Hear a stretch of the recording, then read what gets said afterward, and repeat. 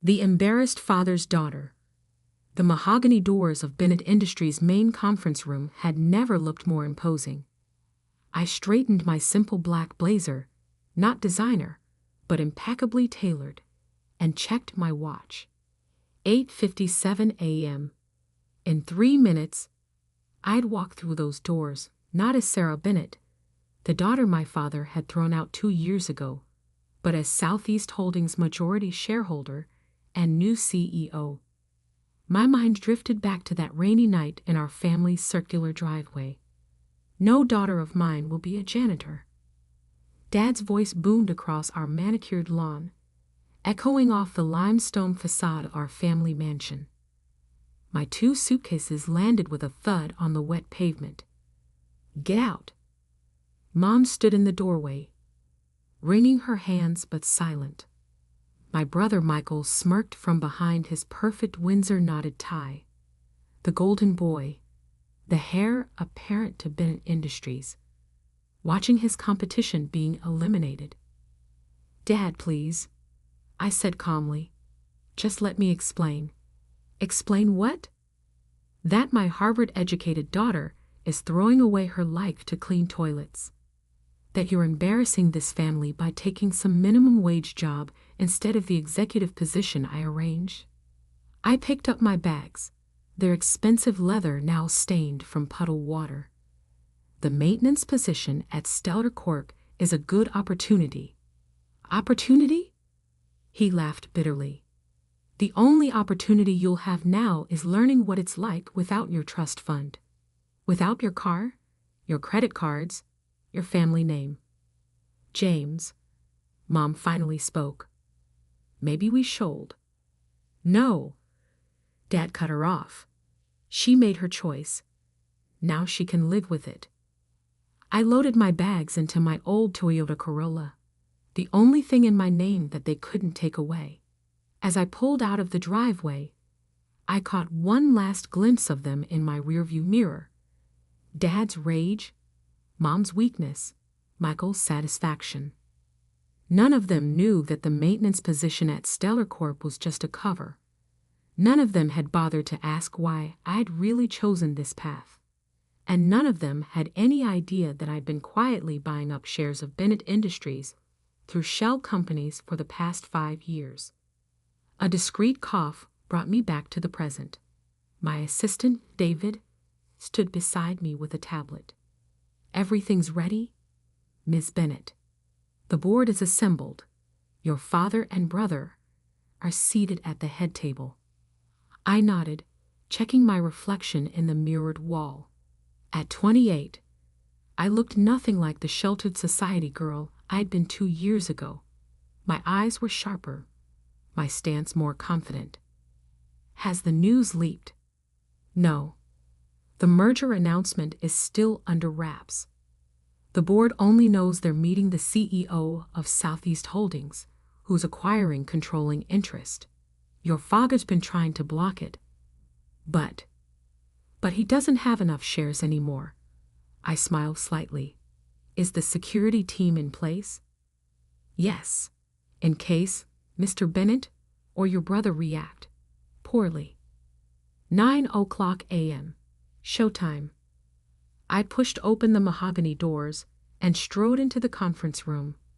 25 board members sat around the massive table, my father and Michael at the far end. Dad was mid-sentence, probably making another argument against the merger. "Cannot allow some unknown entity to." He stopped as I walked in, his face registering first confusion, then shock, then fury. "Sarah?" Michael stood up so quickly his chair scraped loudly against the floor. The chairman, Mr. Richardson, looked between us with dawning understanding. Ah, perfect timing. "Ladies and gentlemen, please welcome Ms. Sarah Bennett, CEO of Southeast Holdings, and as of this morning, majority shareholder of Bennett Industries." The room erupted in whispers. Dad's face went from red to white to purple. Michael sank back into his chair. I took my place at the podium, surveying the room with the calm confidence that comes from holding all the cards. Good morning, everyone.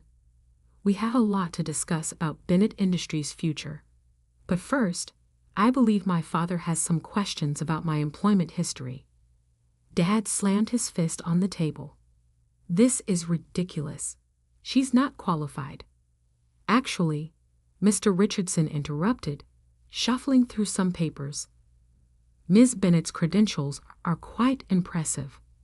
Harvard MBA, followed by specialized training in corporate restructuring. And over the past 5 years, she's built Southeast Holdings into a $4.3 billion technology and real estate consortium. I clicked my presentation remote. The screen behind me lit up with our corporate structure. While working as a janitor at Stellar Corp, I was actually overseeing the acquisition of their AI division. That maintenance badge gave me access to every floor, every meeting room, every conversation that mattered. Michael's face twisted. But the trust fund. You've been living like a pauper. No, brother. I've been living within my means while reinvesting my inheritance. Unlike you, I didn't need 5-star hotels and private jets to prove my worth. The board members were studying their packets now, eyes widening at the numbers. Southeast Holdings had been quietly acquiring Bennett Industries stock for years, starting long before Dad threw me out. Impossible, Dad stammered. I would have known. Would you? I pulled up another slide. You were too busy grooming Michael to notice that your biggest clients were shifting their contracts to shell companies I controlled. Too focused on maintaining appearances to see that your own board members were selling their shares to my investment groups. Mr. Richardson cleared his throat. The numbers are quite clear, James. Southeast Holdings now controls 52% of Bennett Industries' voting shares, and their proposal for modernization is exactly what we've been needing. I circled the table slowly, my heels clicking on the marble floor. While you were mocking my janitorial career, I was learning our industry from the ground up. I know every weakness in our infrastructure, every inefficiency in our operations, and exactly how to fix them. Opening my tablet, I projected our 5-year projection onto the screen. Bennett Industries has been losing market share for 3 years. Our technology is outdated, our management structure is bloated, and our costs are out of control. That changes today. The board members leaned forward, captivated by the transformation plan I'd spent years developing. Even Michael looked impressed, despite himself. Dad stood up abruptly. This is all very interesting, but you're forgetting something. I'm still CEO. My contract. Your contract, I interrupted smoothly, has a change of control clause. Section 7, paragraph 3. Would you like me to read it? His face paled. That clause had been his idea, years ago, when he'd been acquiring smaller companies. He never imagined it would be used against him. The shareholders' meeting is in 10 minutes, I continued. The votes are already secured. You can either step down gracefully and remain as a consultant, or we can make this messy. Your choice, Dad. The room was silent, except for the soft hum of the air conditioning. 2 years of planning, of working in secret, of letting them think I'd failed. It all came down to this moment. Mom burst into the room, designer handbag clutched like a shield. James, I just heard. She stopped short when she saw me at the podium. Sarah? But you're a janitor. Hello, Mother. You might want to sit down. We're about to discuss some significant family business changes. The next hour was a blur of votes, signatures, and shocked faces. Dad, realizing he was outmaneuvered, accepted the consulting position with what grace he could muster. Michael was removed from his executive role but offered a lower management position, contingent on actual performance metrics. As the board members filed out, congratulating me and sharing their private relief at the change in leadership, Mom approached hesitantly. "Sweetheart, if we'd known." "You could have asked," I said quietly. "Any time in the past 2 years, you could have called, visited, tried to understand my choices. Instead, you all assumed I was a failure because I didn't follow Dad's plan." She flinched. "We were wrong. I was wrong. But you're so different now. So confident." "I always was, Mom. You just never noticed." Dad and Michael stood by the door, their world thoroughly upended. The great James Bennett, brought low by the daughter he'd thrown away. The golden son, replaced by the sister he'd mocked. "The maintenance staff meeting is in an hour," I announced, gathering my things. "I suggest you both attend. It's time you learned how this company really runs, from the ground up." Dad's jaw clenched. "You can't expect me to." "Actually, I can, and I do. Your consultant contract requires you to learn all aspects of operations, starting with maintenance and working your way up, just like I did." As they left, shell-shocked and subdued, David appeared with my schedule. "Your 11 a.m. is here. The tech merger team from Silicon Valley. Then lunch with the infrastructure modernization consultants." I nodded, straightening my simple blazer. "Have the maintenance team ready in conference room B. I want Dad and Michael to understand exactly what I learned in my janitor days." Looking out over the city skyline from my new office, Dad's old office, I allowed myself a small smile. The maintenance badge that had caused so much family drama sat framed on my wall, next to my Harvard diploma, and the first share of Bennett Industries stock I'd ever purchased. Sometimes the best revenge isn't proving people wrong, it's proving yourself right. And I was just getting started. The next few months were a whirlwind of changes.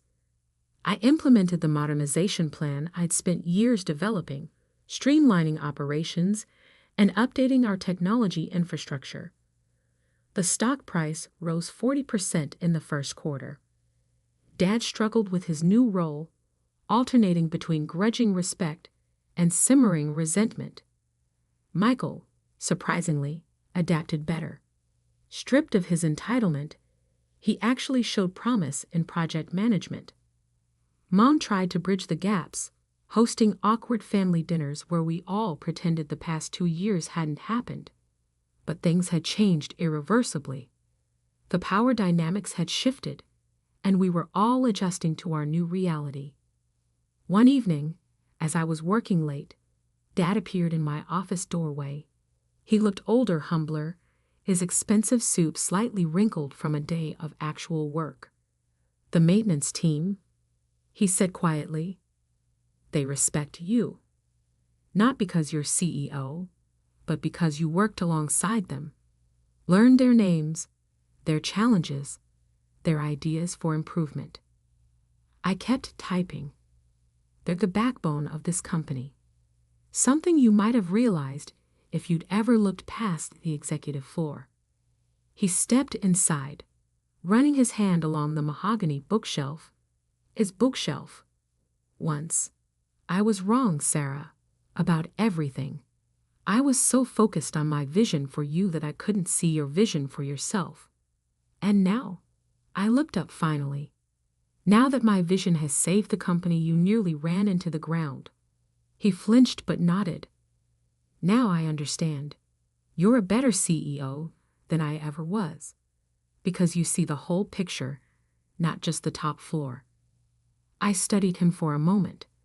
The great James Bennett, learning humility at 63. "There's a maintenance team meeting tomorrow at 7 a.m. Don't be late." He almost smiled. "Yes, boss." As he left, I looked at the maintenance badge again. The photo showed a younger me, smile confident despite the job title that had so horrified my family. That badge had taught me more about leadership than any Harvard class. Sometimes the path to the top starts at the bottom, and sometimes the people who throw you out are the ones who end up begging to come back in. The next board meeting, I implemented profit sharing for all employees, starting with the maintenance team. As I watched Dad and Michael nodding in approval, I realized that sometimes the best leadership lessons come from a janitor's closet. And my family, they're still learning. But now they're learning from the bottom up, just like I did. Because sometimes the best way to run a family business is to remember that every position, every person matters. Even, especially, the janitors. 6 months into my role as CEO, the real transformation of Bennett Industries was becoming evident. Our quarterly reports showed a 60% increase in employee satisfaction and a 45% reduction in operational costs. The maintenance badge program, requiring all executives to spend time in different departments, had become a Harvard Business School case study in effective leadership. One morning, as I walked through the lobby of our headquarters, I overheard a conversation that made me pause. "Can you believe the CEO used to work maintenance here?" One janitor said to another. "Now my kid's in the company's college scholarship program. Never thought I'd see the day." I smiled, remembering the day I'd announced the education initiative. Michael had actually suggested expanding it to include trade schools, his first real contribution as the new head of employee development. My phone buzzed. A text from Mom. "Dinner tonight? Your father has something to tell you." The family dynamics were still complicated. Weekly dinners had become a careful dance of reconciliation and reorganization.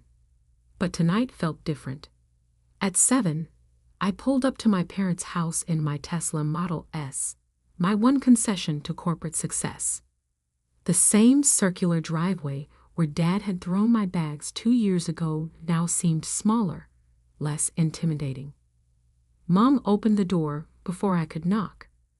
She'd stopped wearing quite so much designer clothing, though her pearls remained perfectly matched. "Sweetheart, come in. Your father's in his study."